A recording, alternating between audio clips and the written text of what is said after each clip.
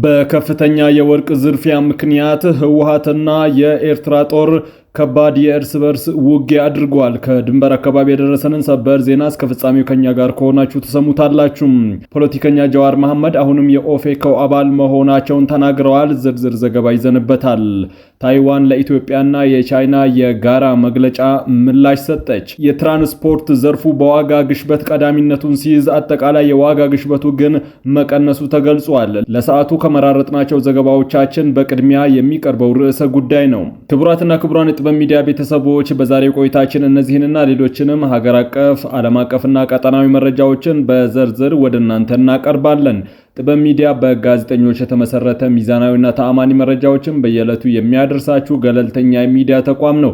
ለቤቱ አዲስ የሆናችሁ ሰብስክራይብ በማድረግ የደወል ምልክቷን በማብራት የቤቱ አባል ትሆኑ ዘንድ በታላቅ ትህትና እንጋብዛለን። ለዕለታዊ እንቅስቃሴ ይረዳችሁ ዘንድ የዕለቱን የውጭ ሀገር ገንዘቦችን ዕለታዊ የምንዛሬ ዋጋ አስቀድመን ወደ ዝርዝር ዘገባዎቹ እናልፋለን። ጥበብ ሚዲያ የህዝብ ድምጽ ነው።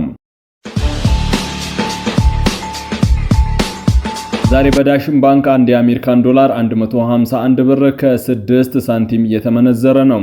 የአውሮፓ ዩሮ በዛሬው ዕለት 3 ብር ጭማሪ አሳይቶ 180 ብር ከ1 ሳንቲም እየተመነዘረ ነው።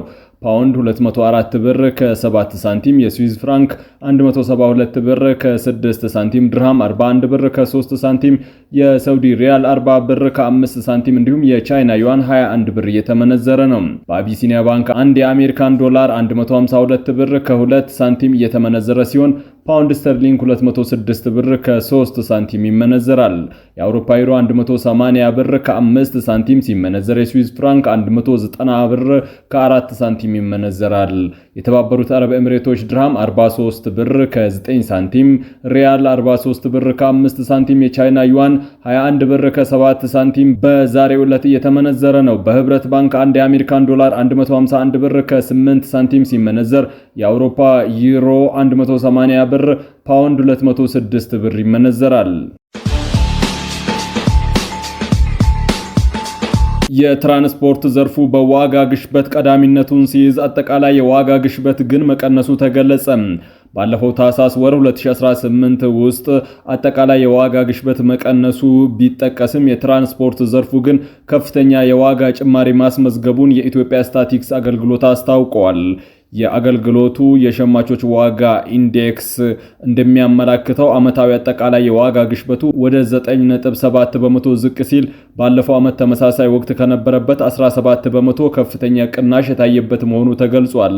በወር ለወር ንጽጽርም ሲታይ አጠቃላይ ግሽበቱ በ0.3 በመቶ ቅናሽ ያሳየ ሲሆን ካለፈው ዓመት ተመሳሳይ ወቅት ጋር ሲነጻጸር 0.8 በመቶ ብልጫ እንዳለው ተጠቁሟል።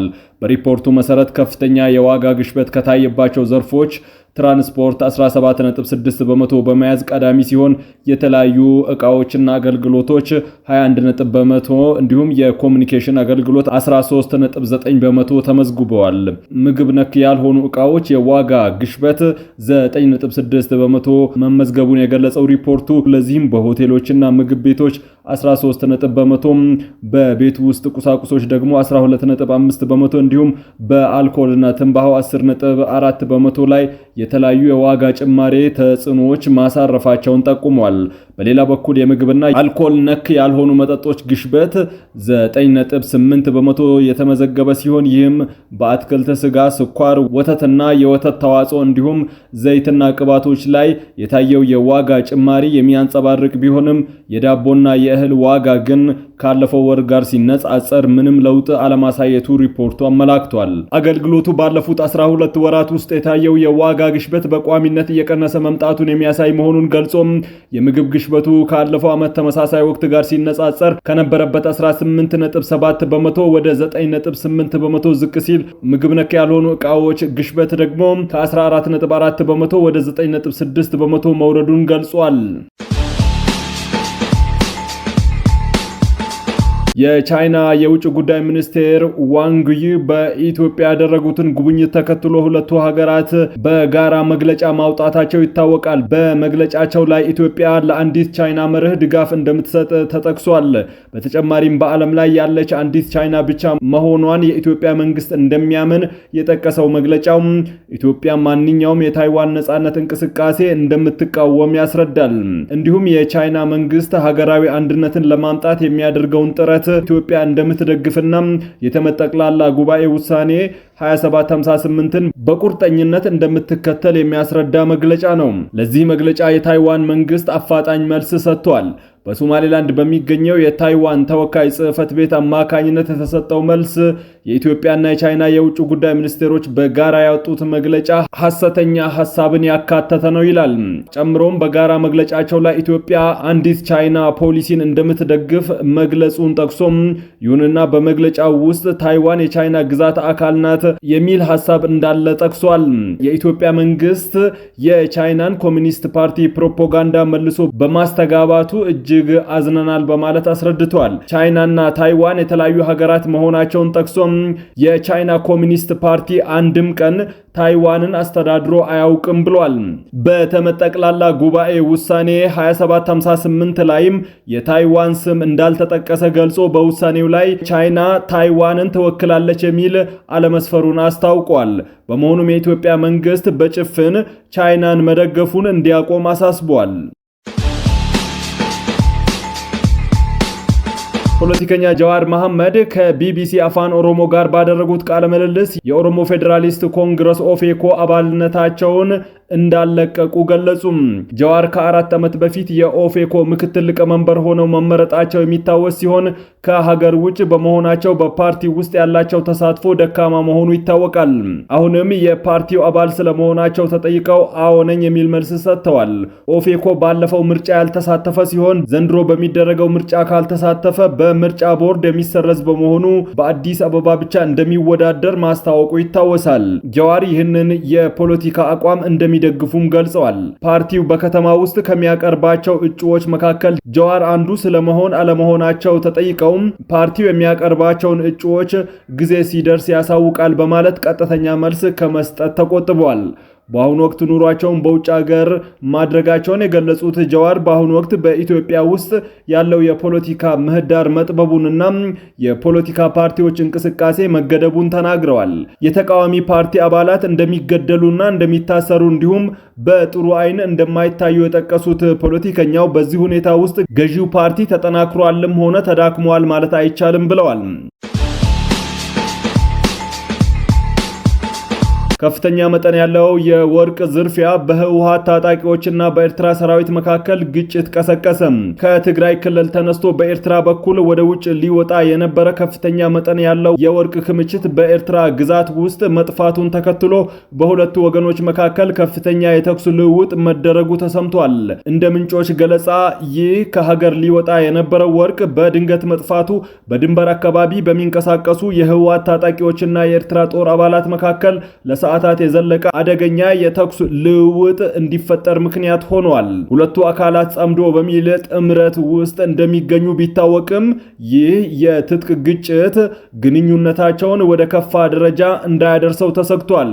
ግጭቱ የተቀሰቀሰው ወርቁ መጥፋቱ በታወቀበት ቅጽበት ሲሆን እያንዳንዱ ወገን ሌላኛውን በስርቆትና በክህደት በመክሰሱ ምክንያት ውጥረት ተባብሶ ወደ ተኩስ ልውውጥ አምርቷል። በኢትዮጵያና ኤርትራ ድንበር አካባቢ የተካሄደው ይህ የተኩስ ልውውጥ በሁለቱ ወገኖች ላይ ስጋት የፈጠረ ሲሆን በተለይም በኮንትሮባንድና መሰል ህገወጥ የጥቅም ትስስሮች ላይ የተመሰረተ ግንኙነታቸው ምን ያህል ደካማ እንደሆነ አመላካች ሆኗል። ምንም እንኳን ቀደም ሲል በጋራ ለመስራት ስምምነት ላይ ቢደርሱም እንዲህ ያሉ ከፍተኛ የገንዘብና የሀብት ጥቅሞች ሲመጡ ግን ግንኙነታቸው የሻከረ መሄዱ አልቀረም። ይህ የወርቅ መጥፋት ክስተት በሁለቱ ኃይሎች መካከል ያለውን ጥሬ እምነት ያሟጠጠው ሲሆን በአሁኑ ወቅት በድንበር አካባቢ ያለው ወታደራዊ ዝግጅትና አለመረጋጋት ከመቼውም ጊዜ በላይ አይሏል። ይህ ግጭት በሁለቱ ቡድኖች ስር ባሉ ታጣቂዎች ላይ ከፍተኛ መደናገጥን የፈጠረ ሲሆን የጠፋው ወርቅ ዕጣ ፈንታ እስካሁን ድረስ አልታወቀም። በኢራን እየተካሄደ ያለው የተቃውሞ ሰልፍ 13ኛ ቀኑን በያዘበት በአሁኑ ወቅት የአሜሪካ የውጭ ጉዳይ ሚኒስትር ማርኮ ሩቢዮ ለሰልፈኞቹ ያላቸውን ድጋፍ ገለጹ። ሩቢዮ በኤክስ ገጻቸው ባሰፈሩት መልእክት ዩናይትድ ስቴትስ ጀግና ኢራናውያንን ትደግፋለችም ብለዋል። ከኑሮ ውድነት ጋር በተያያዘ የተቀሰቀሰው የኢራን ህዝባዊ አመጽ በተለያዩ ከተሞች የተስፋፋ ሲሆን ሰልፈኞቹ እንደ አውሮፓውያን ዘመን አቆጣጠር በ1979 ጀምሮ ሀገሪቱን እያስተዳደረ የሚገኘውን እስላማዊ ሪፐብሊክ መንግስትን ከስልጣን እንዲወርድ እየጠየቁ ነው። የውጭ ጉዳይ ሚኒስትሩ መልእክት የመጣው የአሜሪካ ፕሬዝዳንት በኢራን ያለውን ሁኔታ በቅርበት እየተከታተሉ መሆኑን ገልጸው ተቃዋሚዎች ደህንነታቸው እንዲጠበቅ ከተናገሩ በኋላ ነው። ተቃዋሚ ሰልፈኞች የሚገደሉ ከሆነ አሜሪካ ጥቃት እንደምትፈጽም አስጠንቅቃለች። የኢራን የበላይ መሪ አያቶላ አሊ ኮሚኒ በበኩላቸው ጸረ መንግስት ተቃውሞዎች የአሜሪካን ፕሬዝዳንት ለማስደሰት እየጣሩ ያሉ ችግር ፈጣሪ ናቸው ብለዋቸዋል። ኢራን የኢንተርኔት አገልግሎትን ያቋረጠች ሲሆን እስካሁን ድረስ ከ50 በላይ ተቃዋሚ ሰልፈኞች ተገድለዋል። ይሁን እንጂ ኤለን ማስክ የሚያስተዳድረው ስታርሊንክ የኢንተርኔት አገልግሎት ሰጪ ድርጅት ለኢራናውያን ነፃ የኢንተርኔት አገልግሎት እያቀረበ ነው። በደቡብ አፍሪካ የሚካሄደው ወታደራዊ ልምምድ ላይ ከቻይና ከኢራንና ከሩሲያ የተውጣጡ የጦር መርከቦች መሳተፋቸው ሀገሪቱ ከአሜሪካ ያላትን ግንኙነት የበለጠ ሊያሻክረው ይችላል ተብሏል። በደቡብ አፍሪካ በወታደራዊ ልምምድ ላይ ኢራን ንቁ ተሳታፊ ከምትሆን ይልቅ ታዛቢ እንድትሆን ለማሳመን ጥረት እያደረገች መሆኑን የሚጠቁሙ ዘገባዎች ወጥተዋል። በቅርብ ቀናት ውስጥ የቻይና የኢራንና የሩሲያ ባንዲራዎችን የሚያውለበልቡ መርከቦች ከኤፔክ ባህረ ሰላጤ የሲሞንስ ከተማ በሚገኘው የደቡብ አፍሪካ ዋና ባህር ኃይል ጣቢያ ሲቀዝፉ ታይተዋል።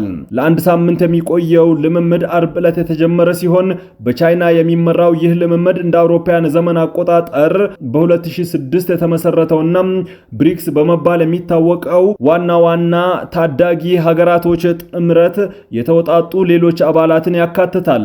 ምህጻረ ቃሉን የወሰደው ከብራዚል፣ ሩሲያ፣ ህንድና ቻይና የእንግሊዘኛ ስሞች የመጀመሪያ ፊደላት ነው። በቅርቡ ግብጽ፣ ኢትዮጵያ፣ ኢንዶኔዥያ፣ ኢራንና የተባበሩት አረብ ኤምሬቶች በመጨመራቸው ጥምረቱ አሁን ብሪክስ ፕላስ ተብሎ ይጠራል። የቡድኑ ዓላማ የበለጸጉ ምዕራባውያን ሀገራትን የፖለቲካና የኢኮኖሚ ኃይል መገዳደር ነው። ክቡራትና ክቡራን የጥበብ ሚዲያ ቤተሰቦች ለሰዓቱ የመራረጥናቸው ዘገባዎቻችን በዚህ አብቅተዋል። ለቤቱ አዲስ የሆናችሁ ሰብስክራይብ በማድረግ የደወል ምልክቷን በማብራት የቤቱ አባል ትሆኑ ዘንድ በታላቅ ትህትና ጋብዘን ተሰናበትን። ሰላም።